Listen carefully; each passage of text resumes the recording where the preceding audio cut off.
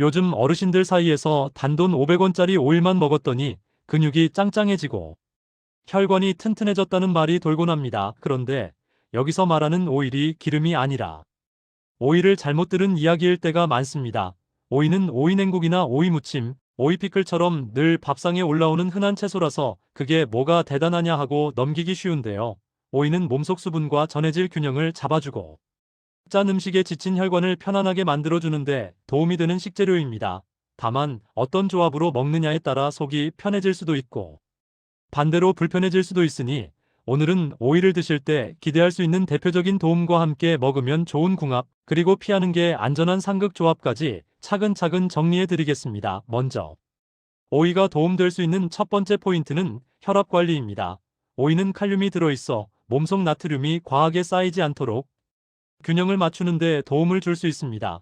우리가 짠 반찬을 즐겨 드시다 보면 다음날 얼굴이 붓고 혈압이 들쭉날쭉해지는 느낌을 받는 분들이 계시죠. 이런 때 오이처럼 수분이 많고 전해질 균형에 관여하는 식재료를 곁들이면 몸이 한결 가볍게 느껴질 수 있습니다. 물론 오이만 먹는다고 혈압이 뚝 떨어진다 이런 식으로 생각하시면 안 되고요. 핵심은 짠 음식이 반복될 때 오이가 균형을 잡아주는 편에 있다는 겁니다. 혈압은 나이가 들수록 혈관 탄력이 줄면서 더 쉽게 오르기도 하고 약을 드시는 분들도 많기 때문에 식습관 자체가 부드럽게 바뀌어야 안정이 됩니다. 오이는 그 변화에 도움을 주는 조연 같은 역할을 할 수 있습니다. 두 번째 포인트는 혈당 관리입니다. 어르신들 중에는 공복 혈당이 높게 나오거나 당뇨 전 단계라는 말을 들으신 분들이 많습니다. 혈당은 단 것을 끊어야 한다만으로 해결되지 않는 경우가 많고 특히 식사 사이 군것질이 혈당을 흔들 때가 많습니다. 오이는 단맛이 강하지 않으면서 수분과 식이섬유가 들어있어 간식 대용으로 선택했을 때 부담이 상대적으로 적은 편입니다. 입이 심심할 때 과자나 빵 대신 오이를 몇 조각 드시면 포만감이 생기면서도 과하게 당이 올라가는 느낌을 줄이는데 도움이 될 수 있습니다. 다만 드시는 양이 많아지면 결국 다른 음식도 더 먹게 되는 경우가 있으니 입이 심심할 때 잠깐 이 정도로 가볍게 활용하시는 게 좋습니다. 세 번째 포인트는 붓기와 순환입니다. 나이가 들면 오래 서 있거나 오래 앉아 있으면 발과 종아리가 퉁퉁 붓는 느낌을 받는 분들이 많습니다. 오이는 수분 함량이 높아 갈증을 줄이는 데 도움이 될 수 있고 몸이 무겁게 느껴질 때 상쾌하게 먹기 좋습니다. 다만 중요한 점은 붓기가 늘 같은 패턴으로 반복되거나 숨이 차고 가슴이 답답하거나 소변량이 갑자기 줄었다면 단순히 음식으로 해결하려고 하기보다는 반드시 상태를 확인하셔야 합니다. 붓기는 신장이나 심장 기능과도 관련이 있을 수 있으니 오이를 먹어서 붓기를 뺀다 이런 단정이 아니라 오이를 활용해 부담을 덜어본다 정도로 생각하시면 안전합니다. 네 번째 포인트는 체중 관리입니다. 나이가 들수록 예전과 같은 양을 먹어도 살이 쉽게 붙는다고 느끼는 분들이 많습니다. 활동량이 줄고 근육이 줄어 기초대사량이 떨어지기 때문인데요. 이때 가장 흔한 실수가 저녁에 입이 심심해서 빵이나 과자, 달달한 음료를 곁들이는 것입니다. 오이는 칼로리가 높지 않은 편이고 씹는 식감이 있어 간식 욕구를 잠깐 눌러주는데 도움이 될 수 있습니다. 특히 저녁 식사 후에 뭔가 더 드시고 싶을 때 오이를 몇 조각 드시고 물을 한두 모금 드신 뒤에 몸 상태를 느껴보시면 굳이 더 안 먹어도 되겠네 하는 순간이 올 수 있습니다. 다섯 번째 포인트는 피부와 컨디션입니다. 오이는 수분이 많아 건조함이 심한 날에 상쾌함을 주기도 하고 식이섬유가 들어있어 장이 답답한 느낌을 줄이는데 도움을 받는 분들도 있습니다. 다만 여기서도 핵심은 과장된 기대를 줄이는 것입니다. 오이를 먹는다고 주름이 사라진다거나 피부가 갑자기 어려진다 이런 이야기는 믿지 마시고 내 식사에 신선한 채소를 더해 전반적인 컨디션을 끌어올린다. 이 정도가 가장 현실적인 기대입니다. 이제부터는 오이를 어떻게 먹으면 더 편하고 든든한지 궁합 조합을 말씀드리겠습니다. 첫 번째 궁합은 땅콩 버터입니다.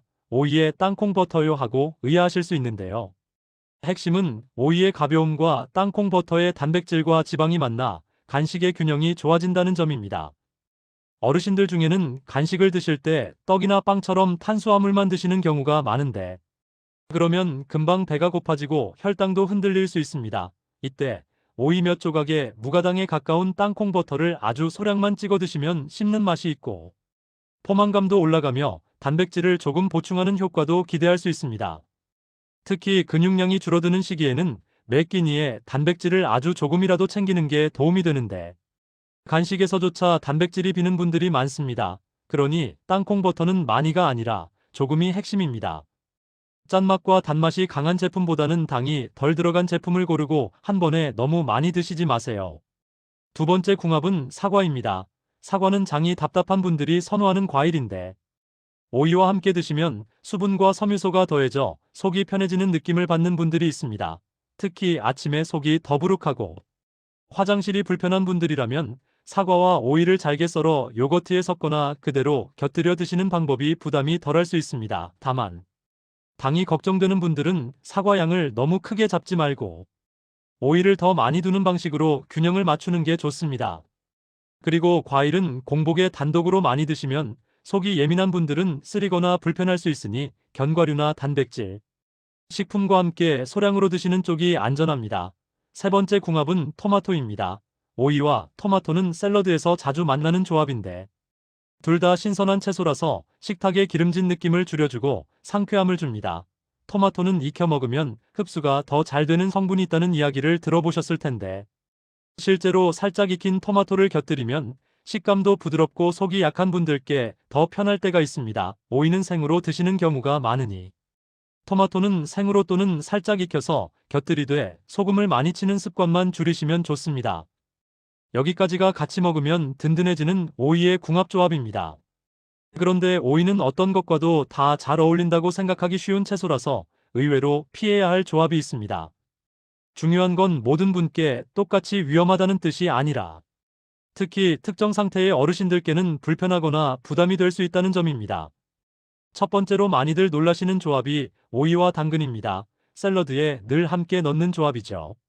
여기서 흔히 나오는 이야기 중 하나가 오이에 있는 어떤 효소가 비타민C를 깨뜨릴 수 있다는 말입니다. 실제 생활에서는 이 얘기를 너무 과하게 두려워하기보다는 비타민을 위해 먹는 샐러드라면 굳이 오이와 당근을 늘 세트로 고집할 필요는 없다 정도로 생각하시면 됩니다. 즉, 매번 같은 조합만 반복하기보다 채소 종류를 나누어 먹는 게 더 현실적입니다. 오늘은 오이 위주, 다른 날은 당근 위주 이런 식으로 말이죠. 두 번째로 조심해야 할 수 있는 조합은 오이와 바나나를 한꺼번에 많이 먹는 경우입니다. 오이도 바나나도 건강식으로 알려져 있어 아침에 같이 드시는 분들이 있는데 신장 기능이 약한 분들이거나 칼륨 제한을 들으신 분들이라면 칼륨이 많은 식품을 겹쳐 드시는 건 부담이 될 수 있습니다. 여기서 포인트는 젊고 건강한 사람은 괜찮을 수 있지만 어르신 중에는 상태에 따라 조심해야 하는 분들이 있다는 것입니다. 평소에 신장 수치 이야기를 들으셨거나 소변이 잘 안 나오고 붓기가 심해지는 분이라면 특히 조심하시고 본인의 상태에 맞춰 양을 줄이세요. 세 번째로 속이 약한 분들이 불편해할 수 있는 조합은 오이와 식초입니다. 오이 피클이나 오이 무침은 새콤해서 입맛을 돋우지만 위가 약한 분들은 식초의 산성이 부담이 될 수 있습니다. 특히 속쓰림이 작거나 역류 증상이 있는 분들은 새콤한 자극이 들어왔을 때 트림이 올라오고 더부룩해질 수 있습니다. 이 경우는 오이를 먹지 마라가 아니라 식초를 강하게 쓰는 방식은 피하고 덜 자극적으로 먹어보자가 정답입니다. 예를 들면 식초 양을 줄이고 참기름이나 들기름을 아주 소량만 쓰거나 소금도 최소로 해서 담백하게 드시는 방식이 더 편할 수 있습니다. 여기까지 오이 이야기였고요. 이어서 비슷한 결로 마늘 이야기를 꼭 정리해드리겠습니다. 마늘은 어르신들께서 혈관에 좋다, 면역에 좋다 해서 많이 찾으시는 식품인데 마늘도 잘 먹으면 도움이 되고 잘못 먹으면 속을 상하게 하거나 오히려 부담이 되는 경우가 있습니다. 마늘의 대표적인 장점으로 알려진 것은 혈관과 순환에 도움을 줄 수 있다는 점, 그리고 몸이 쉽게 지칠 때 기운을 돋우는 느낌을 줄 수 있다는 점입니다. 그러나 여기서도 중요한 건 마늘을 약처럼 과하게 먹는 순간 문제가 생길 수 있다는 것입니다. 마늘은 향이 강하고 자극이 있는 식품이라 생으로 많이 드시면 위가 약한 분들은 속쓰림, 복통, 설사 같은 불편이 생길 수 있습니다. 그래서 마늘은 가능하면 익혀서 드시는 편이 안전합니다. 찐 마늘이나 구운 마늘처럼 부드럽게 드시면 자극이 줄어들어 훨씬 편할 수 있습니다. 그리고 마늘을 드실 때 가장 먼저 피해야 할 상황은 곰팡이가 핀 마늘입니다. 겉만 조금 이상해 보여도 안쪽까지 번져 있을 수 있으니 아깝다고 생각하지 마시고 과감히 버리셔야 합니다. 특히 간 건강이 걱정되는 어르신들은 이런 부분이 더 중요합니다. 두 번째로 많은 분들이 착각하는 게 마늘빵입니다. 마늘빵은 마늘보다 버터나 설탕, 밀가루의 비중이 큰 경우가 많아 마늘을 먹으니 건강해진다는 느낌으로 자주 드시면 오히려 혈당과 혈관에 부담이 될 수 있습니다. 마늘을 건강하게 드시려면 빵이 아니라 마늘 자체를 익혀서 반찬이나 요리에 곁들이는 편이 낫습니다. 세 번째로 위가 약한 분들은 생마늘을 조심하셔야 합니다. 특히 공복에 생마늘을 드시면 속이 확 자극을 받아 하루 종일 불편할 수 있습니다. 마늘이 몸에 좋다는 말만 믿고 한 번에 많이 드시기보다는 본인 위장 상태를 먼저 보셔야 합니다. 그렇다면 마늘은 무엇과 같이 먹으면 더 편하고 도움이 될까요? 첫 번째 궁합으로 많이들 이야기하는 것이 꿀에 절인 마늘입니다. 꿀이 마늘의 강한 맛을 부드럽게 만들어 주어 드시기 편해질 수 있고, 단 여기서도 한 번에 많이가 아니라 소량이 핵심입니다. 당이 걱정되는 분들은 꿀 자체가 부담일 수 있으니 꼭 본인 상태에 맞춰야 하고요. 두 번째 궁합은 식초에 담근 마늘, 흔히 마늘 식초라고 부르는 방식입니다. 다만 오이와 식초는 속이 약한 분들께 자극이 될 수 있다고 말씀드렸죠.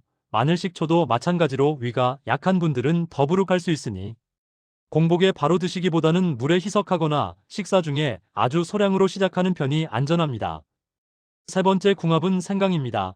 몸이 차고 손발이 시린 분들은 생강의 따뜻한 느낌을 좋아하시는데 마늘도 순환에 도움을 주는 쪽으로 알려져 있어 두 식품을 아주 소량씩 차로 끓여 드시는 분들이 있습니다. 이 역시 본인 위장 상태가 괜찮을 때만 권하고 자극에 예민한 분들은 농도를 진하게 하지 않는 것이 중요합니다. 정리하겠습니다. 오이는 가볍고 상쾌해서 자주 드시기 좋은 채소지만 짠 음식이 많은 식습관 속에서 균형을 잡아주는 역할을 기대할 수 있고, 땅콩 버터처럼 단백질과 지방이 있는 식품을 소량 곁들이면 간식의 질이 좋아질 수 있습니다. 사과나 토마토와도 잘 맞지만 결국 핵심은 소금과 설탕을 줄이고 무리하지 않는 조합으로 꾸준히 드시는 것입니다. 반대로 오이와 식초는 위가 약한 분들께 자극이 될 수 있고, 바나나 같은 칼륨 많은 식품과의 과한 중복은 신장 기능이 약한 분들께 부담이 될 수 있으니 본인 상태를 기준으로 양과 빈도를 조절하세요. 마늘도 마찬가지입니다. 익혀서 소량으로 드시고 곰팡이가 의심되면 아깝더라도 버리며 마늘빵처럼 달고 기름진 형태를 건강식으로 착각하지 않는 것. 이것만 지켜도 몸이 훨씬 편해질 수 있습니다. 오늘부터 딱 하나만 바꿔보신다면 간식으로 과자 대신 오이를 몇 조각, 그리고 단백질이 부족하다면 땅콩 버터를 아주 소량 곁들이는 방법부터 시작해보세요. 몸은 작은 변화에 생각보다 빠르게 반응합니다.